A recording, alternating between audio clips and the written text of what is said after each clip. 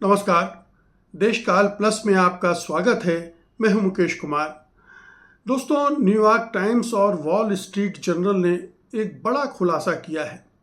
ये खुलासा एक तरह का विस्फोट जैसा है, क्योंकि सऊदी अरब जैसा देश जो कि अमेरिका के साथ बहुत ही घनिष्ठ रिश्ता रखता है, बहुत गाढ़े संबंध हैं दोनों के बीच में, रक्षा समझौते हैं, कारोबार के बड़े करीबी संबंध हैं।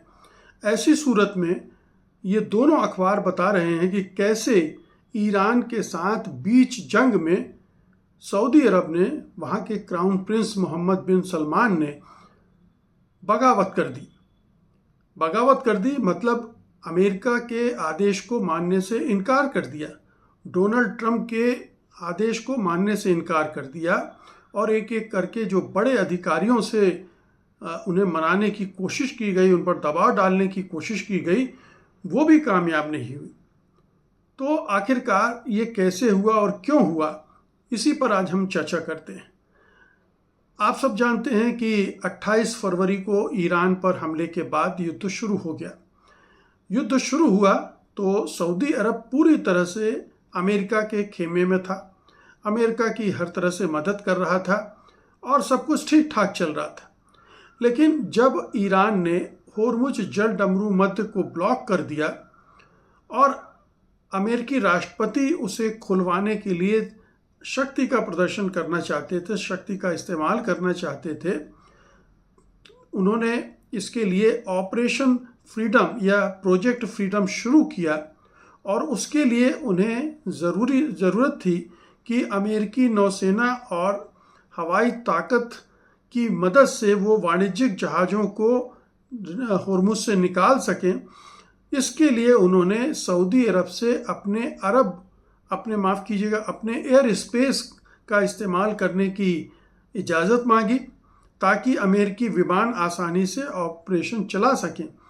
लेकिन सऊदी अरब ने, उनके क्राउन प्रिंस ने साफ इनकार कर दिया।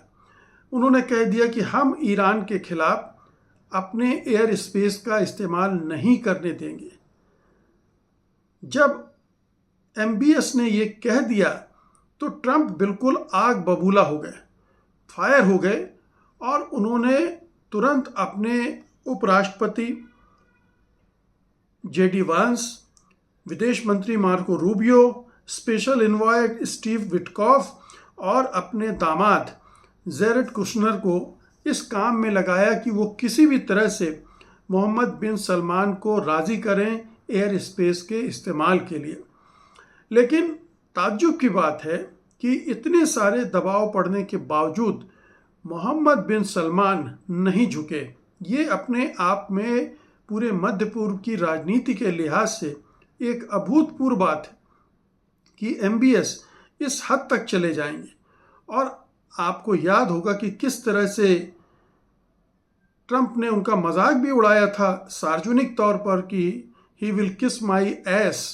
इसी तरह का एक सेंटेंस उन्होंने इस्तेमाल किया था, जो कि जाहिर है कि एक देश के सर्वोच्च नेता के प्रति इस तरह की टिप्पणी करना उसका अपमान था। लेकिन उनके गुस्से की परवाह MBS ने नहीं की। उन्हें लग रहा था कि अगर उन्होंने अपने एयर स्पेस का इस्तेमाल करने दिया तो ईरान उस पर और भी हमले बढ़ा देगा, ड्रोन हमले करेगा, मिसाइल हमले करेगा, और उससे उसका और भी नुकसान होगा। तो उसने अपनी आत्मरक्षा में अपने को बचाने के लिए डोनाल्ड ट्रंप के प्रोजेक्ट फ्रीडम का हिस्सा बनने से इनकार कर दिया। और इसका नतीजा यह हुआ कि 48 घंटे से भी कम समय में इस प्रोजेक्ट फ्रीडम को बंद करना पड़ गया। ये फेल हो गया, नाकाम हो गया पूरी तरह से। और जाहिर है कि इससे डोनाल्ड ट्रंप के तन बदन में आग लग गई और वो उनके खिलाफ पूरा फायर हो गए। और वो जो गुस्सा पैदा हुआ उस समय का, वो अभी भी कायम है। दोनों के बीच रिश्तों में तनाव है।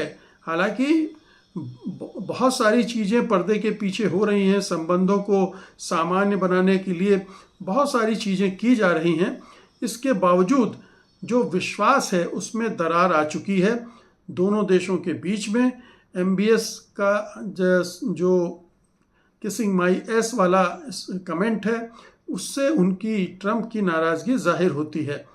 अब संबंध सुधारने की गुंजाइश किस तरह से है, इसको भी जांच लिया जाए। तो एक तो ये समझने की ज़रूरत है कि मध्य पूर्व के तमाम देश और ख़ास तौर पर सऊदी अरब को लग रहा है कि उसको अब अपनी सुरक्षा के मामले में आत्मनिर्भर होना पड़ेगा। वो अमेरिका पर निर्भर नहीं कर सकता है, क्योंकि इस जंग के दौरान ईरान ने तमाम पड़ोसी देशों पर हमले किए और अमेरिका उसका कुछ बिगाड़ नहीं पाया और ना ही उनकी रक्षा कर पाया। इन देशों की रक्षा करने में अमेरिका असमर्थ रह गया, और बल्कि युद्ध के दौरान ही जब मना किया MBS ने, तो ट्रंप ने धमकी दी कि हम इंटरसेप्टर की सप्लाई रोक देंगे या कम कर देंगे। यानी एक तरह से ब्लैकमेल करने की भी कोशिश की कि जो रक्षा की जिम्मेदारी है वो तो नहीं निभा रहे थे, ऊपर से उसे और भी असुरक्षित कर रहे थे। तो इसीलिए MBS ने अपनी नई योजना बना ली, नया प्लान कर लिया है, और वो विजन 2030 के तहत अपनी डिफेंस इंडस्ट्री विकसित कर रहे हैं, ताकि 50% जो हथियार हैं वो लोकल प्रोडक्शन वो कर सके। इसके अलावा अपनी सुरक्षा को वो डाइवर्सिफाई कर रहे हैं। चीन, पाकिस्तान, रूस आदि से उन्होंने संबंध पहले से मजबूत करने शुरू कर दिए थे, अब उसकी गति और बढ़ा दी है। ये तो आप जानते ही हैं कि पाकिस्तान के साथ उसने एक रणनीतिक समझौता कर लिया है, जिसमें दोनों में से किसी भी देश पर हमला होगा तो दोनों देशों पर हमला माना जाएगा।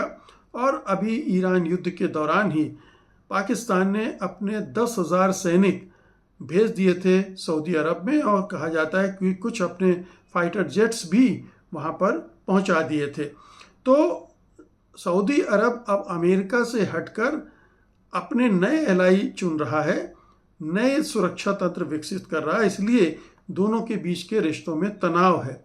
लेकिन जाहिर है कि ट्रंप की तरफ से भी कोशिश हो रही है कि ट्रंप चाहते हैं कि रिश्ता टूटे ना, क्योंकि अगर सऊदी अरब अलग हुआ तो फिर और भी मुल्क अलग हो सकते हैं, और मध्य पूर्व पर जो ट्रंप की पकड़ है या अमेरिका की पकड़ है वो कमज़ोर हो सकती है। तो उन्होंने बाकायदा F-35 वगैरह प्लान देने की बात की है, नए सिरे से सुरक्षा को सुनिश्चित करने का वादा कर रहे हैं वो। लेकिन ऐसा लगता है कि सऊदी अरब के क्राउन प्रिंस MBS अब इससे मुतमईन नहीं है। वो ट्रंप की चालबाजियों को भी समझ चुके हैं, क्योंकि पूरी बातें तो अभी भी सामने नहीं आई हैं।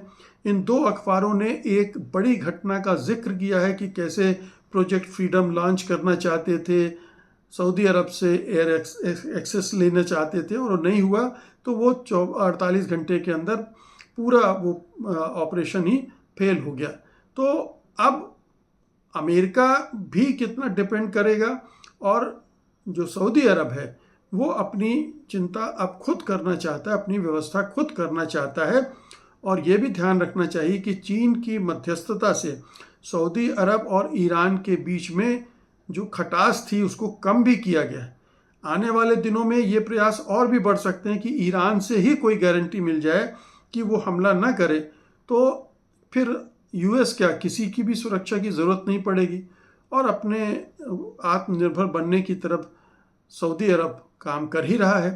तो ये सारी चीज़ें बता रही कि ट्रंप ने मध्य पूर्व में अपने जो बहुत खासम खास एलाइज हैं उनको किस तरह से नाराज़ कर लिया है।